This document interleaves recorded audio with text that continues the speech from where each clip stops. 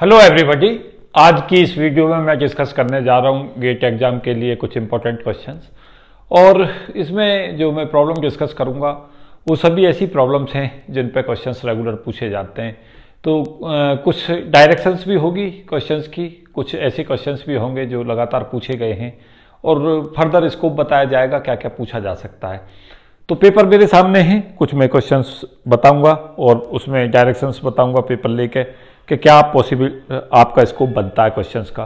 तो एक सबसे महत्वपूर्ण क्वेश्चंस जो रेगुलर पूछा जा चुका है कंपटीशंस की दुनिया में, उससे मैं क्वेश्चन शुरू कर रहा हूँ। एक क्वेश्चन पूछता है कि पोटेंशियल एक्स का फंक्शन है और वो एक्स की पावर पी पर निर्भर करता है, जहाँ पी हमारा इंटीजर है, और पूछता है एनर्जी बताएं किस तरीका से हमारी एन पर निर्भर करेगी। तो एनर्जी का फॉर्मूला उसमें याद रखें कि एनर्जी एन की power 2p upon p plus 2 पर निर्भर करती है। तो यहाँ से क्वेश्चन पूछता है, जैसे इस तरीका का क्वेश्चन पूछा गया है। मोस्ट इंपॉर्टेंट क्वेश्चन है, मैंने शुरुआत में ही सबसे महत्वपूर्ण क्वेश्चन में से एक क्वेश्चन चूज किया है। इस पे क्वेश्चंस कैसे पूछे गए हैं, जैसे उसने एक बार क्वेश्चंस पूछा कंपटीशंस की दुनिया में कि Vx दे रखा था प्रोपोर्शनल टू x की पावर 6, पूछा एनर्जी बताइए एन पे कैसे, क्वांटम नंबर पे कैसे डिपेंड करेगी। तो यहाँ पे फॉर्मूला ये सिंपली रिमेंबर रखें, E n proportional to n की पावर और p की जगह पे यहाँ कंपेरिजन कर लें, p हमारा हो जाएगा यहाँ 6, इसमें यहाँ पुट कर दें तो ये वैल्यू आ जाएगी हमारी 2 इंटू 6 अपॉन 6 प्लस 2, ये आएगा हमारा, और ये हमारी वैल्यू आ जाएगी n की पावर 12 अपॉन 8। 4 से इसे डिवाइड कर दें तो n की पावर 3/2 हमारा इसमें आंसर हो जाएगा। तो ये क्वेश्चन इस पॉइंट पर काफ़ी पूछा जाता है। अब फर्दर स्कोप इस पर क्या है, इस पर फर्दर स्कोप्स में देखें क्या पूछा जा सकता है। इस पर इसी क्वेश्चन में ये भी पूछ सकता था कि वेलोसिटी बताएं, वेलोसिटी एन पे कैसे निर्भर करेगी। तो याद रखें कि एनर्जी जो होती है वो काइनेटिक एनर्जी और पोटेंशियल एनर्जी के इक्वल होती है। तो ये हमारी काइनेटिक एनर्जी होगी और प्लस पोटेंशियल एनर्जी होगी। तो जब हमें एनर्जी की डिपेंडेंसी पता चली तो यहाँ से हमें ये भी पता चलेगी कि पोटेंशियल एनर्जी और काइनेटिक एनर्जी की जो डिपेंडेंसी है वो भी उसी प्रोपोर्शनल में चलेगी, जहाँ तक एन के टर्म्स में मामला है। तो आप ये देख सकते हैं कि काइनेटिक एनर्जी जो होगी उसकी डिपेंडेंसी भी एन पर सेम तरीका से चलती है, तो वो हमारी एन की power 2p upon p plus 2 होगी। और काइनेटिक एनर्जी होती है हमारी हाफ एम वी स्क्वायर, तो यहाँ वी स्क्वायर जो प्रोपोर्शनल हो जाएगा वो एन की power 2p upon p plus 2 होगा। तो इसी क्वेश्चन को सपोज किया हमसे पूछा जाता तो वी स्क्वायर यहाँ पे प्रोपोर्शनल हो जाता एन की पावर 3/2, और बी अगर पूछता है वेलोसिटी तो एन की पावर 3/4 होगी। तो इस तरीका से क्वेश्चन आ सकता है, वेलोसिटी की डिपेंडेंसी पूछ सकता है। उसके अलावा यहाँ पे एक्स की डिपेंडेंसी को जैसे ऐसे दे सकता है कि वी एक्स अगर हमारा प्रोपोर्शनल टू एक्स की पावर 8 है होगा तो पूछेगा कि एनर्जी बताइए एन पे कैसे निर्भर करेगी। तो कंपेरिजन कर लेना और यहाँ पे p की जगह पे 8 रख देना, क्वेश्चन सॉल्व कर देना। वेलोसिटी की डिपेंडेंसी और साथ साथ ये भी याद रखना कि एनर्जी की डिपेंडेंसी जैसे चलती है क्वांटम नंबर के लिए उसी तरीका से हमारी पोटेंशियल एनर्जी और ये चलेगी, जहाँ तक डिपेंडेंसी का सवाल है। याद रखें जैसे हमारा हाइड्रोजन का केस है उसमें जैसे लेके चलता है, तो हाइड्रोजन के केस में क्या होता है कि वी आर जो होता है वो हमारा पोटेंशियल होता है 1/r के प्रोपोर्शनल। तो यहाँ पे जो एनर्जी होती है वो चलती है हमारी एनर्जी 1/n स्क्वायर के प्रोपोर्शनल। तो ये ध्यान रखें, अगर पोटेंशियल एनर्जी 1/r का फंक्शन है, एनर्जी 1/n स्क्वायर का फंक्शन है, तो ये भी ध्यान रखें यहाँ पे कि जो हमारा काइनेटिक एनर्जी और पोटेंशियल एनर्जी है वो दोनों भी हमारा 1/n स्क्वायर का फंक्शन होंगी। इस तरीका से क्वेश्चन आ जाता है। वी आर जब हमारा पोटेंशियल की वैल्यू 0 होती है, एनर्जी की वैल्यू जो n स्क्वायर पर डिपेंड करती है, ये हमारा पार्टिकल इन ए बॉक्स का केस है, ये हमारा हाइड्रोजन एटम का केस है। और साथ साथ ये याद रखें कि जब वी आर हमारा प्रोपोर्शनल टू r स्क्वायर के प्रोपोर्शनल होता है हार्मोनिक के केस में, हार्मोनिक ऑसिलेटर के में, तो यहाँ से जब हम कंपेरिजन करते हैं तो p की वैल्यू 2 हो जाती है, और जब 2 यहाँ पर ले लेते हैं तो यहाँ से हम जैसे 2 इंटू 2 रखेंगे, 2 प्लस 2 करेंगे तो ये n के प्रोपोर्शनल आएगा। तो ये डिपेंडेंसी हमारे लिए इंपॉर्टेंट है, ये सारी डिपेंडेंसी इंपॉर्टेंट है, पूछी जाती हैं, और ये क्वेश्चन पे तो बहुत ही बार क्वेश्चन पूछा जाता है। तो ये महत्वपूर्ण कंसेप्ट से मैंने लेक्चर की शुरुआत की है। मुझे उम्मीद है कि ये आपने बहुतों को पता होगा, बहुत जिन्हें पता था वो पता भी रखें, और उसके बाद क्या करें कि बाकी की चीज़ों को भी रिवाइज करें। इंपॉर्टेंट ये नहीं होता कि आपको पता है, इंपॉर्टेंट ये है कि उस पर क्वेश्चन भी सोचें क्या क्या हो सकता है, और दूसरी चीज़ क्या होती है कि आप ये भी सोच के चलें कि उसको रिवाइज भी करना है और उस पर फर्दर क्वेश्चन भी सोचना है। आप वहीं ना रुक जाएं जहाँ पे क्वेश्चन आ चुका है, बल्कि हर समय विजिलेंट रह के ये जरूर सोचते रहें कि फर्दर आगे स्कोप जो है क्वेश्चंस का वो क्या बन सकता है। एक क्वेश्चंस जो मैं बताना चाहूँगा आगे, जो इसमें आए हुए हैं, वहीं से मैं क्वेश्चन उठाऊंगा और आपको डिस्कस करते हुए बताता चलूंगा कि ये हमारे पास इंपॉर्टेंट क्वेश्चन है। काफ़ी इस तरीका का क्वेश्चन आ चुका है, आगे भी आ सकता है इस तरीका का क्वेश्चन। क्या कहता है, Vx की वैल्यू को बताता है कि Vx जो है उसकी वैल्यू दी है half m omega square x square, और x की वैल्यू लेस देन 0 पे ऐसा दे रखा है। और कहा है, ये इसमें करेक्शन कर दें, पेपर में गलती है, ये x ग्रेटर देन 0 पे है और Vx की वैल्यू इन्फिनिटी है जब x की value less than equal to 0 है। साई x कहता है वेव फंक्शन दे रखा है हमें, वेव फंक्शन की वैल्यू दे रखी है -1/√5 साई नॉट प्लस 2/√5 साई 1। इस तरीका से क्वेश्चन दे रखा है और कई बार इसमें कर्व भी बना देता है पोटेंशियल का। इस तरीका का कर्व हमें बनाता है, देखें मैं कर्व प्लॉट कर रहा हूँ। और इस ऐसे कर्व में क्या कह रहा है कि यहाँ तो v की जो वैल्यू है इस रीजन के अंदर वो इन्फिनिटी है और यहाँ वैल्यू जो है पोटेंशियल की वो half m square x square है। इधर ये v है और इधर ये हमारा x है। तो इसमें पार्टिकल केवल एक ही दिशा में जाता है। तो एनर्जी का जो फॉर्मूला होता है, अगर हार्मोनिक ऑसिलेटर दोनों तरफ जाता है, मीन्स पोटेंशियल अगर हमारा इधर होता, इनकेस ये पूरा पोटेंशियल इस तरीका से जनरेट होता, दोनों तरफ इक्वल पॉसिबिलिटी होती। अगर इसमें क्वेश्चन पूछता हमसे तो इसमें याद रखते कि एनर्जी जो होती वो हमारा आंसर होता n+12 h कट ओमेगा। ये हमारी एनर्जी आइगन वैल्यू होगी।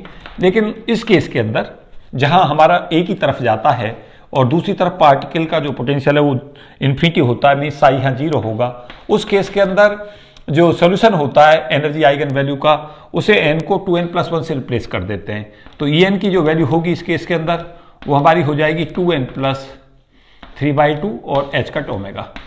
इस तरीका से लेंगे। अब हम जानते हैं कि इसकी कंपेरिजन कर लें C0 Sai not plus C1 Sai 1 से, जहां n बराबर 0 में ये वेव फंक्शन है और n बराबर 1 में ये वेव फंक्शन है। यहाँ पे जो प्रायिकता होगी इस स्टेट में वो 1/5 हो जाएगी, इसको P0 कहेंगे। और इसमें जो प्रायिकता है वो हमारी प्रायिकता हो जाएगी 4/5। तो उसके बाद एक्सपेक्टेशन ई का फॉर्मूला यूज कर दें। एक्सपेक्टेशन ए जो होगा वो हो जाएगा हमारा P0 E0 प्लस P1 और E1। अब यहाँ पे देखें कि ये फंक्शन जो है क्योंकि नॉर्मलाइज्ड है, प्रायिकता क्योंकि जुड़ के 1/4 प्लस 4/5 1 हो रही है, इसका कोफिशिएंट का स्क्वायर इस स्टेट में प्रायिकता बताता है और इस कोफिशिएंट का, इसका जो कोफिशिएंट है साई 1 का, यहाँ का ये जो कोफिशिएंट है इसका स्क्वायर इस स्टेट में प्रायिकता बताता है। तो P0 1/5, P1 4/5 और E0 की वैल्यू यहाँ पे n बराबर 0 से ले लें। P0 की वैल्यू यहाँ से आ जाएगी बच्चों, जो वैल्यू है P0 है हमारा 1/5। E0 की वैल्यू n बराबर 0 के लिए एनर्जी ले लें 3/2 h कट ओमेगा हो जाएगी। P1 की जगह पे 4/5 ले लें और E1 के लिए यहाँ n की वैल्यू को हम रख सकते हैं 1। तो जैसे हम 1 रखेंगे तो ये 7/2 h कट ओमेगा यहाँ से एनर्जी हो जाएगी। इस तरीका से इसे लेंगे तो ये हमारा 31/10 आंसर हो जाएगा h कट ओमेगा। इस तरीका का क्वेश्चंस की संभावना सदा बची रहती है। अगर इसी क्वेश्चंस को दोनों के लिए सॉल्व कराता, मीन्स पोटेंशियल दोनों तरफ जा सकता है, इस तरीका का कर्व लेता तो ये फॉर्मूला यहाँ पे लेते, तब हमें E0 की वैल्यू को लेना होता, उसके इसमें हाफ h कट ओमेगा और E1 की जो वैल्यू है वो हमारी होती 3/2 h कट ओमेगा। अब आप इस पे स्कोप देखें क्वेश्चंस का फर्दर क्या हो सकता है। ऐसा भी कह सकता है कि वेव फंक्शन सेम रखे इसी पैटर्न पे और कहे कि एक बार तो पार्टिकल जो है वो केवल एक ही रीजन में जाता है, उसका पोटेंशियल इस फॉर्म में डिफाइन है। एक बार कहता है कि जो ये पोटेंशियल दे रखा है वो एक्स की पॉजिटिव नेगेटिव दोनों के लिए एग्जिस्ट करता है। तो उस समय पे दोनों तरफ जाएगा और कहेगा इसी वेव फंक्शन के लिए एनर्जी डिफरेंस कैलकुलेट करें। तो क्या करें कि पहले दोनों केसों के लिए एनर्जी आइगन वैल्यू लिख लें, फॉर्मूला लिख लें दोनों का, उसके बाद में दोनों के लिए एक्सपेक्टेशन ई का फॉर्मूला यूज कर दें और उसके बाद इसे सॉल्व कर दें। क्योंकि क्वेश्चंस को आपको समझना क्या है, पहले क्वेश्चन इस पैटर्न पे आया, उसके करस्पॉन्डिंग एनर्जी आइगन वैल्यू पूछी जाती थी, एक्सपेक्टेशन ई पूछा जाता था।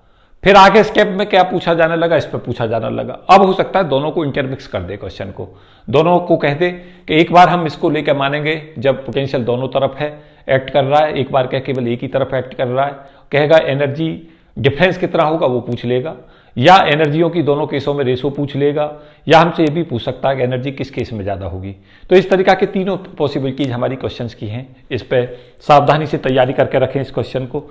मैंने इसे भी बहुत इंपॉर्टेंट क्वेश्चनों में से काउंट करता हूँ, इसलिए मैंने इसे डिस्कस किया है क्योंकि मुझे पता है कि ये कंसेप्ट ऐसा है जो रेगुलर पेपर में पूछा जाता है। एक क्वेश्चन जो लगातार आता है और काफ़ी पॉपुलर क्वेश्चन उसे मैं कहूँगा, लगातार जो क्वेश्चंस है जहाँ से आता है उसे सुनिए। एक क्वेश्चंस जो थर्ड कंसेप्ट में है डिस्कस कर रहा हूँ, ये ऐसे क्वेश्चंस हैं, मैं जितने भी क्वेश्चन डिस्कस कर रहा हूँ कि ये ऐसे ही क्वेश्चन हैं जिन पे क्वेश्चनों की जो भरमार है लगातार पूछे जाते हैं। एक क्वेश्चन जो देता है साई एक्स की वैल्यू हमें दी हुई होती है कई बार क्वेश्चंस के अंदर, साई एक्स देता है, जैसे इस फॉर्म में दे दिया साई एक्स ए दे दिया proportional constant Sai 1 x plus 2 Sai 2 x plus psi 3 x इस फॉर्म में दे दिया, और हमसे पूछता है कि वेरियस स्टेटों में प्रायिकता बताइए कैसे हम कैलकुलेट करें। सपोज क्या इसी को कहता है कि वो हमारा हार्मोनिक ऑसिलेटर के लिए वेव फंक्शन है। अब हमसे क्या क्या पूछ सकता है, मैं एक क्वेश्चन मैंने एग्जाम्पल के तौर पर उठा लिया और अब आपसे पूछता हूं कि इस केस के अंदर आपको क्या कैलकुलेट करना है, साई एक्स टी बनाए इसका। देखिए क्वेश्चन किस फॉर्म में पूछा जाता है, इस पर साई एक्स टी कैलकुलेट करें। एक ये पूछा जा सकता है, उसके अलावा आपसे पूछ सकता है एक्सपेक्टेशन टी कैलकुलेट करें, expectation T means kinetic energy, expectation V calculate करें। उसके अलावा एक्सपेक्टेशन ई पूछ सकता है इसी केस के अंदर। ऐसी ऐसी चीज़ें सब पूछी जा सकती हैं। तो आप क्या करें कि सबसे पहले और फोर्थ में मैं कहूँगा प्रायिकता पूछ सकता है कि P1 स्टेट में प्रायिकता और P2 और P3। यहाँ पे इस स्टेट में प्रायिकता हमारी P1 है और इसमें P2 और इसमें P3। तो इस क्वेश्चन को कैसे सॉल्व करें मैं थोड़ा हिंट करता हूँ कैसे सॉल्व करते हैं। तो याद रखें कि एक्सपेक्टेशन टी और एक्सपेक्टेशन वी हार्मोनिक ऑसिलेटर के लिए इक्वल होते हैं। ये हमारे लिए सबसे महत्वपूर्ण है। मैं इससे पहले वीडियो में एक में बता भी रहा था कि ये दोनों सेम होती हैं, काइनेटिक एनर्जी का एक्सपेक्टेशन और पोटेंशियल एनर्जी का एक्सपेक्टेशन। अब इसमें क्वेश्चन जो हमारा बन रहा है, पूछ रहा है इसके अंदर, तो क्या करें, पहले प्रायिकता निकाल लें वेरियस स्टेटों में। कैसे निकालते हैं कि आप इस ए को ना लें, कोई ज़रूरत नहीं है, केवल क्या करें इसके यहाँ पर ए 1 लिख लें, तो कोफिशिएंटों को देख लें। 1 यहाँ पे होगा, इसका कोफिशिएंट का स्क्वायर यहाँ लिख दें, इसका स्क्वायर यहाँ लिख दें, 4 हमारा होगा, और यहाँ पे जो कोफिशिएंट है इसको भी 1 ले लें क्योंकि यहाँ पे 1 माना जा सकता है, 1 साई 3। उसके बाद क्या करें, क्योंकि 1, 4 और 1 में हमारी प्रायिकता बटेंगे, तो इसको नॉर्मलाइज करने के लिए क्या करें, 1 अपॉन और इन तीनों का ऐड कर दें, 1 प्लस 1 प्लस 4 ये हमारा होगा। यहाँ पे जो प्रायिकता होगी 1 प्लस 1 प्लस 4 होगी, और यहाँ पे भी इसी तरीका से हम ले लें। तो हमारे पास यहाँ प्रायिकता आ गई। इस केस के अंदर 1/6, इसमें 1/6 और इसमें प्रायिकता आ जाएगी हमारी 2/3। तो यहाँ पे जो प्रायिकता है, अगर आंसर हमसे पूछता है P0 बताएं, तो P0 के लिए आंसर मार्क करें हमारा P1 के लिए 1/6, P2 जो होगा उसकी वैल्यू यहाँ पे हो जाएगी 2/3, और P3 जो होगा हमारा वो हमारा हो जाएगा 1/6। तो इस तरीका से हम इससे सिंपली आंसर बता सकते हैं। फिर एक्सपेक्टेशन ई के लिए जाएं। एक्सपेक्टेशन ई लेने के लिए क्या करें, ये तो हमारा क्वेश्चन सॉल्व हो गया। एक्सपेक्टेशन ई को जब जाएं तो एक्सपेक्टेशन ई के लिए अप्लाई करें P1 E1 plus P2 E2 plus P3 E3, ये फॉर्मूला लगा दें और उसके बाद क्या करें, यहाँ पे वैल्यू पुट कर दें। मैं पूरी कैलकुलेशन नहीं कर रहा हूँ लेकिन आपको बताई दे रहा हूँ। एनर्जी आइगन वैल्यू हमें पता है कि En की जो वैल्यू होती है वो हमारी होती है n+12 और h का ओमेगा। फिर क्या करें, E1 की वैल्यू के लिए है n की वैल्यू को 1 रख दें और फिर उसके बाद यहाँ वैल्यू रख लें, P1 की वैल्यू को 1/6 रखें। E2 के लिए यहाँ पे जो हमारे पास है, जो n बराबर 2 के लिए वैल्यू ले लें, यहाँ पे ये E2 हो जाएगा, और P2 हमारा यहाँ से 2/3 है, P3 की वैल्यू 1/6 है, E3 के लिए n की वैल्यू को 3 रख के इसे सॉल्व करके यहाँ रख दें, एक्सपेक्टेशन ई निकल जाएगा। उसके बाद क्या करें कि एक्सपेक्टेशन टी और एक्सपेक्टेशन वी जो होगा वो एक्सपेक्टेशन E/2 होगा। तो जैसे हम एक्सपेक्टेशन हमारे पास ये कैलकुलेट हुआ ई, तो ये दोनों हमारे अपने आप कैलकुलेट हो जाएंगे। एक क्वेश्चन इस पैटर्न पर मैं एक्सपेक्ट करता हूँ आएगा, और इस पैटर्न पे क्वेश्चन पहले भी आ चुका है। अब आपको सिखाता हूँ साई एक्स टी हमें कैसे बनाना है, तो उसे भी सीख लें एक बार।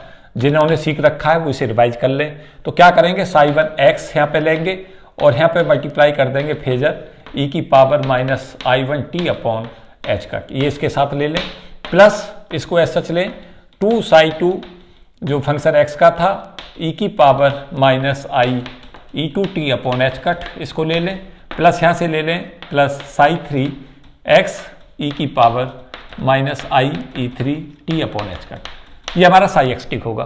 तो मैं क्या सिखा रहा था आपको, साई एक्स अगर हमें ज्ञात है तो साई एक्स टी कैसे निकालें, आ चुका है गेट में क्वेश्चन। अगर हमारे पास साई एक्स है, वेरियस स्टेटों में प्रायिकता पूछता है, कैसे निकालें उसका शॉर्टकट मेथड ये बता रहा था। उसके बाद एक्सपेक्टेशन ही कैलकुलेट करें, उसे भी बता रहा था, इस फॉर्मूले से यूज करें। फिर आपको बता रहा था वेरियस स्टेटों में प्रायिकता को हम कैसे कैलकुलेट की थी, उसे यहाँ पुट कैसे करें। एक्सपेक्टेशन टी और वी को निकालने के लिए जो हार्मोनिक ऑसिलेटर है उसमें एक्सपेक्टेशन टी और एक्सपेक्टेशन भी इक्वल होंगे और उनकी वैल्यू जो एक्सपेक्टेशन E/2 होगी। तो इस पैटर्न पे क्वेश्चंस तैयार रखें, ये हमारा हॉट टॉपिक रहा है, लगातार इस पैटर्न पे क्वेश्चंस आए हैं।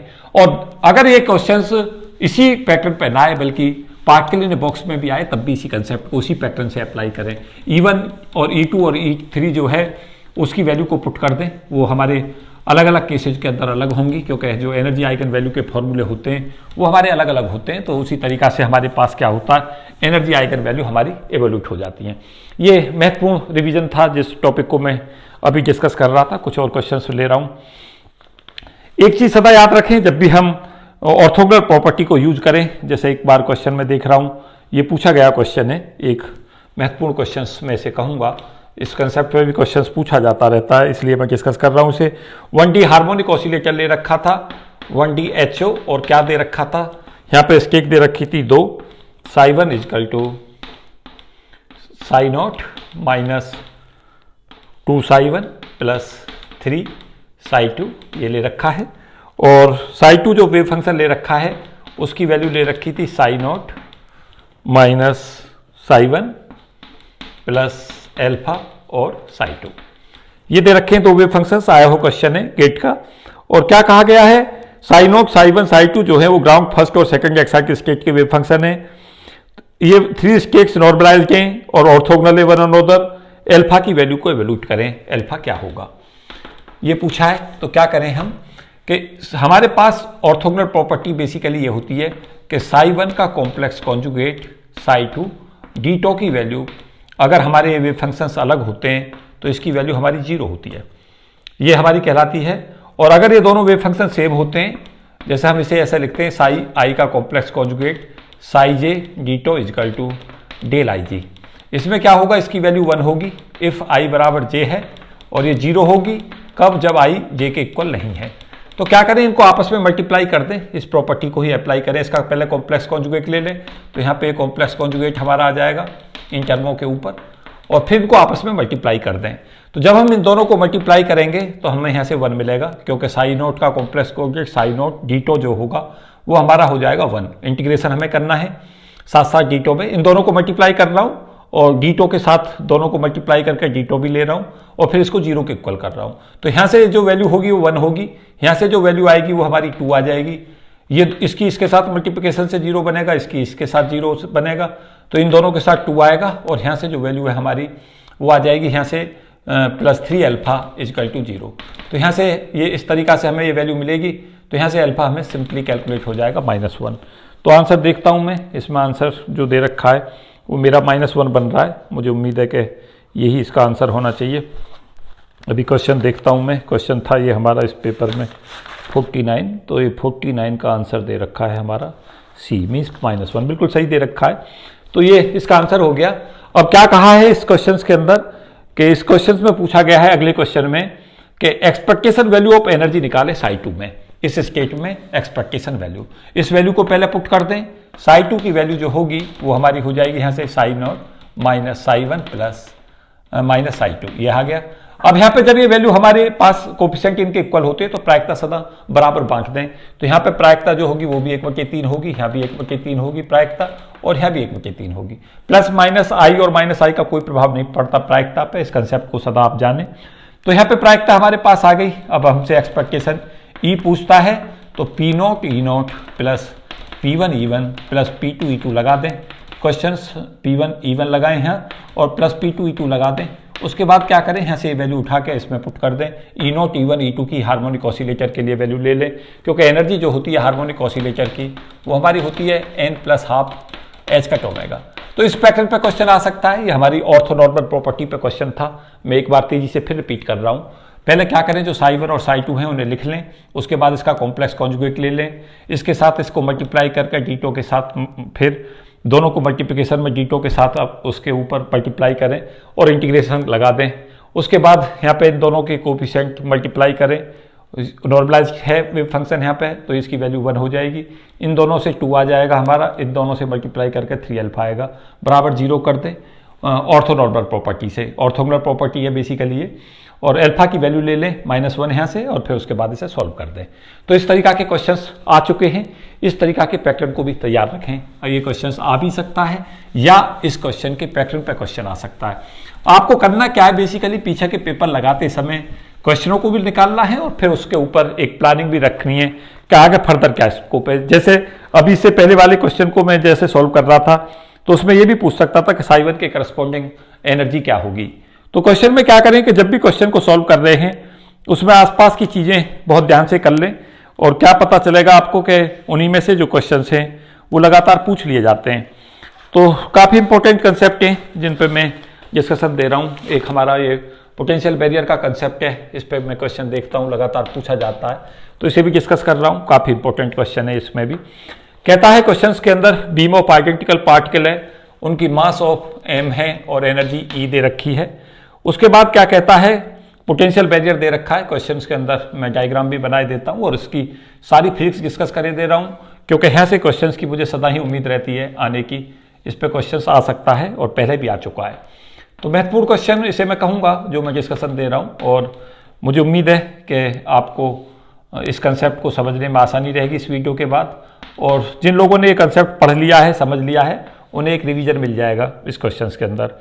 तो यहाँ पे हाइट जो दे रखी है पोटेंशियल की वो V0 है, जो हाइट दी हुई है बैरियर की हाइट V0, पार्टिकल की एनर्जी E है, और जो बैरियर लगा हुआ है वो x जो लगा हुआ है वो x की जो वैल्यू है वो 0 और L के बीच है बैरियर, क्योंकि इस लेंथ पे लगा हुआ है।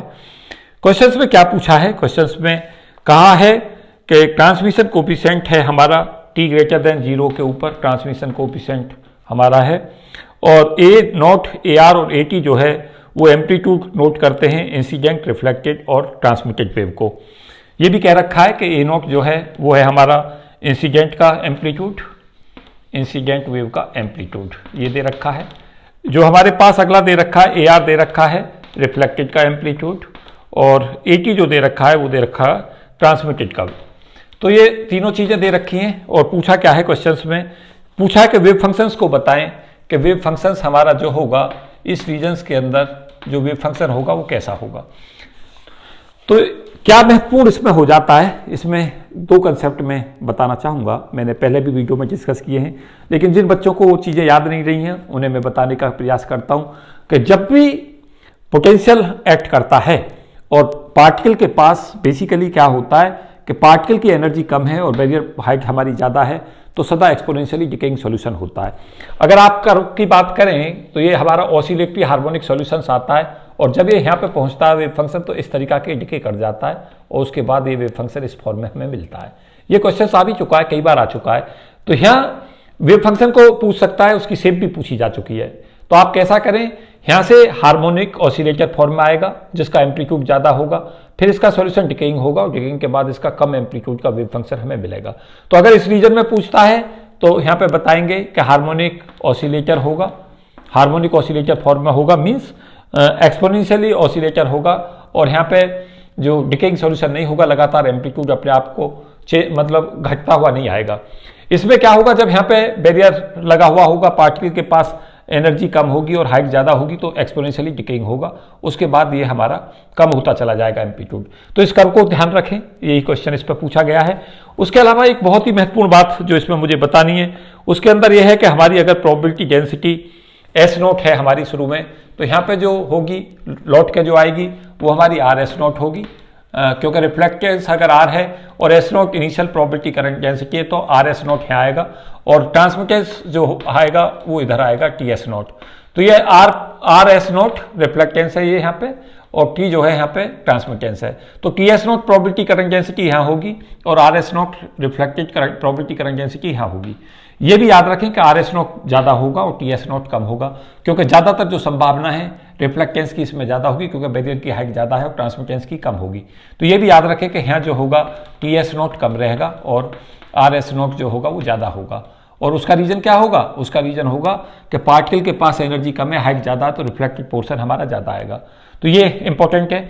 उसके अलावा क्या है कि इस रीजन्स के अंदर पूछी थी क्वेश्चन नंबर सेकंड पार्ट में कि जो हमारा x ग्रेटर देन एल होगा, यहाँ पे x ग्रेटर देन है एल है, तो कह रहा है कि बताएं कि प्रोबेबिलिटी करंट डेंसिटी की वैल्यू इस रीजन में क्या होगी। तो टी एस नॉट होगी, एस नॉट यहाँ प्रोबेबिलिटी करंट डेंसिटी है। ये भी याद रखें कि जो प्रोबेबिलिटी करंट डेंसिटी का फॉर्मूला एस नॉट होता है वो हमारा होता है एच कट अपॉन 2im और होता है इसमें psi star del psi minus psi del psi star.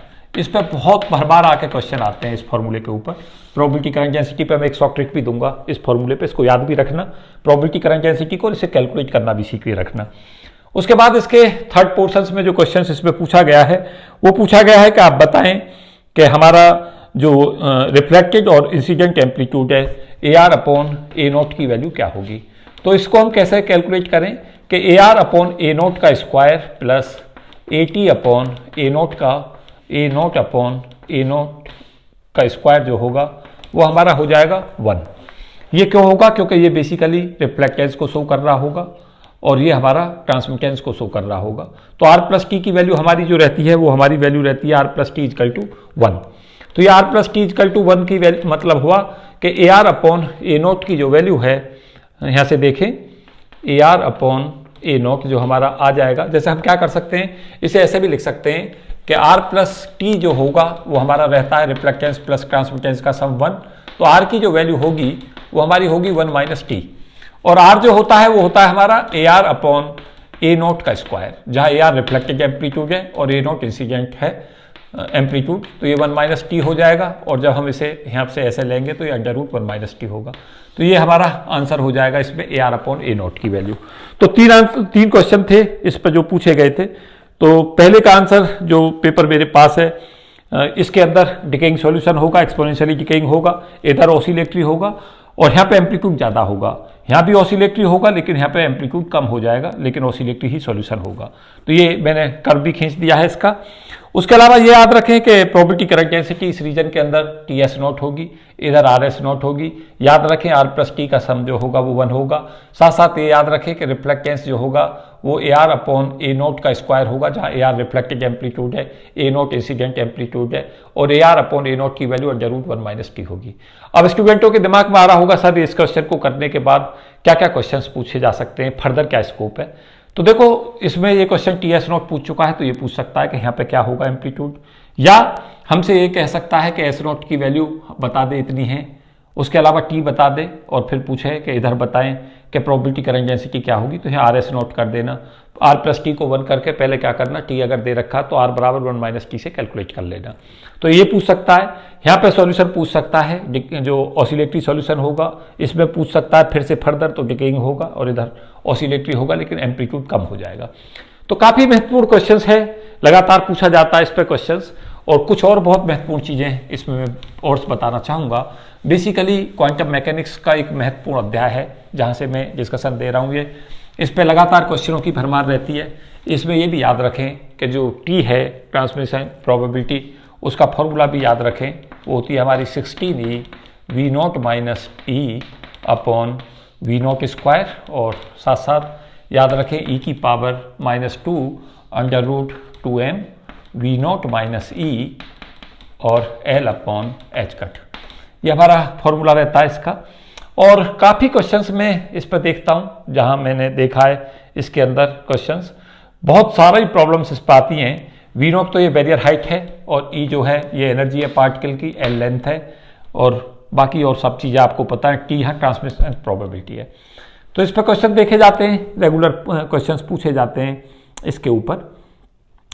साथ साथ ये भी याद रखें कि जो हमारे पास ये फॉर्मूला है इसके एप्लीकेशंस पे क्वेश्चन पूछ सकता है। जैसे कहेगा कि अगर आप ट्रांसमिशन प्रोबेबिलिटी की बात करें तो पूछेगा किन किन फैक्टरों पर निर्भर करती है। तो आप देख रहे होंगे यहाँ ई पे निर्भर कर रही है, वी नोट पे करती है, मास ऑफ पार्टिकल पे और लेंथ पे निर्भर करती है। डिपेंडेंसी यहाँ पे देखें, लेंथ पे निर्भर का मतलब हुआ कि जैसे जैसे हमारी ये लेंथ वाइड होती चली जाएगी तो ट्रांसमिटेंस प्रोबेबिलिटी एक्सपोनेंशियली कम होती जाएगी। तो इस पे क्वेश्चंस रेगुलर पूछे जाते रहते हैं। फॉर्मूला पूछा जाता है, T1 अपॉन T2 पूछ लेता है, एनर्जी और वी नोट की वैल्यू देकर पूछ लेता है। तो इस पर क्वेश्चन देखे जाते हैं। तो इस फॉर्मूले को भी करके जाएं और इस पर एक एक दो दो क्वेश्चंस लगा जाएं, क्योंकि इंपॉर्टेंट फार्मूला है और इसके एप्लीकेशन पोर्शंस भी महत्वपूर्ण हैं। तो कुछ ऐसे भी फार्मूले होते हैं जिन पे क्वेश्चंस जो है पूछे जाते हैं। प्रोबेबिलिटी करंट डेंसिटी पे क्वेश्चंस पूछा जाता है रेगुलर, और बाकी ऑपरेटर्स में देखो जो हमारे कम्यूटेटिव ऑपरेटर्स प्रॉपर्टी है इस पे तो क्वेश्चंस लगातार पूछा ही जाता है। जैसे एक्स पी एक्स की वैल्यू हमें पता ही होनी चाहिए, या ये एच कट होती है। अगर ये एक्स स्क्वायर पी एक्स पूछता है तो उसमें देख लें वैल्यू, जो हमारे पास इसकी वैल्यू आएगी वो वैल्यू आएगी हमारी 2i एच कट एक्स आ जाएगी यहाँ से, क्योंकि जब हम इसे खोलेंगे तो ऐसे लिख पाएंगे एक्स स्क्वायर पी एक्स को इस फॉर्म में लिख दें, ये हमारा आएगा एक्स पी एक्स इस फॉर्म में ले प्लस एक्स और एक्स पी एक्स ये होगा। तो यहाँ से जो वैल्यू आएगी X into I H cut आ जाएगा और यहाँ से X into I H cut आ जाएगा। ये याद रखें और ये भी याद रखें कि एक्स की पावर एन पी एक्स जो होता है वो हमारा आता है n i H cut x की पावर एन माइनस वन। अगर है एक्स पी एक्स की पावर एन कर देता है तो उसी तरीका से इसका भी फॉर्मूला बना लें। साथ साथ ये याद रखें कि कम्यूटेटिव प्रॉपर्टी में एल एक्स एल वाई की वैल्यू आई जो होती है वो I H cut L Z होती है, उसी क्रम में याद रखें बाकी को। और commutator L square L x की वैल्यू 0 होती है। तो कम्यूटेटर से क्वेश्चंस मैंने देखे, रेगुलर क्वेश्चंस इस पर पूछे जाते रहते हैं। मुझे उम्मीद है कि आप इन सब चीज़ों को करके जाएंगे। एक मैं क्वेश्चन में देख रहा हूँ चार पांच चीज़ें इसमें पूछी हैं मैचिंग के लिए क्वेश्चन में देख रहा हूँ। फ्रैंक हर्ट्ज में याद रखें कि फ्रैंक हर्ट्ज एक्सपेरिमेंट जिसके एक सेट ऑफ एनर्जी लेवल को बताता है। जो हमारे पास हार्टी-फॉक मेथड होता है वो हमारे पास हम वेव फंक्शंस इससे कैलकुलेट करते हैं। स्टैनगरले जो है स्टैनगरले एक्सपेरिमेंट वो बेसिकली इलेक्ट्रॉनिक स्पिन को बताता है और स्पिन एंगुलर मोमेंटम हम इससे कैलकुलेट करते हैं, साथ साथ स्पेस क्वांटाइजेशन को कंफर्म करता है। तो कई बार यहाँ से क्वेश्चंस पूछे जाते हैं, इस तरीका की चीज़ों को करके चले जाएं। फ्रैंक-कंजन प्रिंसिपल जो होता है वो इलेक्ट्रॉनिक एक्साइटेशन ऑफ मॉलिक्यूल को समझाता है। तो मैचिंग के लिए आ जाते हैं यहाँ से क्वेश्चन, इनको मैचिंग वाले क्वेश्चनों को भी आप छोड़ के ना जाएं। यहाँ से क्वेश्चन मैंने रेगुलर देखा है और लगातार पूछा जाता है। पैरिटी में सदा याद रखें कि जो पैरिटी होती है हमारी वो महत्वपूर्ण पैरामीटर है, उसमें आप सदा सावधान लेकर रखें कि आपको पैरिटी कैलकुलेट करनी आनी चाहिए। जैसे साइन फंक्शन है तो एक्स को जब माइनस एक्स से बदलेंगे साइन में तो हमें पता चलेगा कि जो वेव फंक्शन है वो चेंज हो जाएगा, तो उसकी पैरिटी जो होगी वो हमारी ऑड हो जाएगी। तो साइन फंक्शन टेन फंक्शन ये ऐसे होते हैं जिनकी पैरिटी जो है ऑड होती है। कॉस फंक्शंस जो होते हैं उनकी पैरिटी इवन होती है, क्योंकि कॉस माइनस एक्स जो होता है वो कॉस एक्स होता है। तो ये ध्यान रखें। साथ साथ ये याद रखें कि x cube x four x cube x five जो इस तरीका के ऑड पॉलिनोमियल होंगे वो सब पैरिटी जो रखेंगे ऑड रखेंगे और इवन वाले इवन रखेंगे। तो पैरिटी एक इंपॉर्टेंट पैरामीटर रहता है, उस पर क्वेश्चन कर लें। इस पेज के तो मैंने सभी क्वेश्चन डिस्कस कर दिए हैं, पैरिटी का सब कर दिया है। उसके अलावा डी ब्रोगली पे क्वेश्चंस पूछा जाता है। देखो 3-4 चीज़ें डी ब्रोगली पर, देखो इस फॉर्मूले पे इलेक्ट्रॉन के लिए लगातार क्वेश्चन आता है, लैम्डा बराबर √150/v एंगस्ट्रॉम। वी देता है, इसमें सीधा इलेक्ट्रॉन के लिए कहता है, वी देने के बाद में लैम्डा निकालें तो इलेक्ट्रॉन के लिए फॉर्मूला भी याद रखें, ये भी इंपॉर्टेंट फार्मूला है। और यहाँ पे जैसे मैं देख रहा हूँ 150 इलेक्ट्रॉन वोल्ट की एनर्जी है, पूछा डी ब्रोगली वेवलेंथ लगाएं तो 150 इलेक्ट्रॉन वोल्ट के लिए वी की वैल्यू 150 वोल्ट हमारी हो जाएगी, लैम्डा 1 एंगस्ट्रॉम आ जाएगा।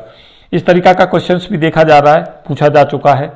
बेसिकली क्या करना है कि आपको जब पेपर को सॉल्व कर रहे हैं तो एक ही चीज़ आपको ध्यान रखनी है ऑल द टाइम कि इन्हीं पैटर्नों पे क्वेश्चंस आने वाला है। तो इस तरीका के क्वेश्चंस लगा दें।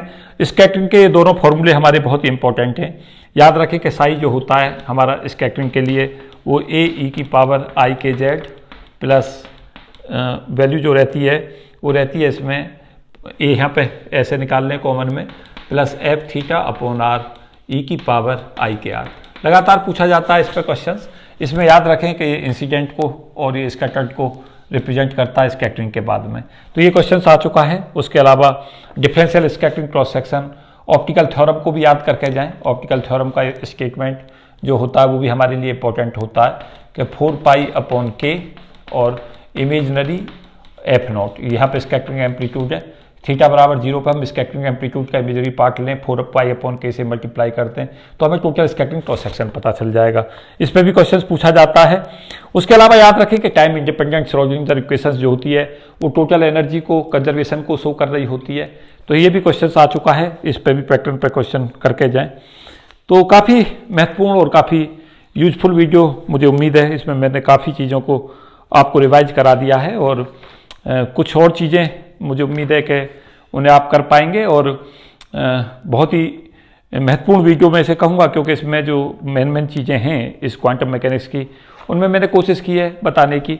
कुछ वीडियो मैंने ऑलरेडी क्वांटम मैकेनिक्स की एप्लीकेशन पोर्शन पर डाली है, तो इसमें मैंने रिवीजन भी कराया है। कुछ थोड़े क्वेश्चनों का ये भी बताने की कोशिश की है कि आगे फर्दर क्या स्कोप है, किस तरीका के क्वेश्चन आए। स्कैटरिंग के क्वेश्चंस को जरूर करके जाएं। और 2-3 चीज़ें जो मैं बताना चाहूँगा जो मैं इस वीडियो में नहीं करा पाया लेकिन आप करके चलें, वो हमारा टाइम इंडिपेंडेंट जो इक्वेशंस हैं उसके एप्लीकेशंस पे करें। पर्टर्बेशंस निकालना, फर्स्ट ऑर्डर और सेकंड ऑर्डर पर्टर्बेशन इंपॉर्टेंट है। अगर आप कहेंगे तो मैं कोई वीडियो आगे अपलोड कर दूंगा जिसमें ज़्यादातर प्रॉब्लम कवर कर दूंगा first order perturbation, second order perturbation की।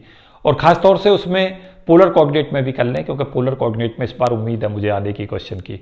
तो मुझे कुछ एक लाइन ऑफ एक्शन का थोड़ा अंदाजा लगता है कि कहाँ से पेपर में क्वेश्चन आ सकते हैं, तो मैं उन्हें आपके साथ शेयर करता रहता हूँ कहाँ कहाँ से आप क्वेश्चन कर लें।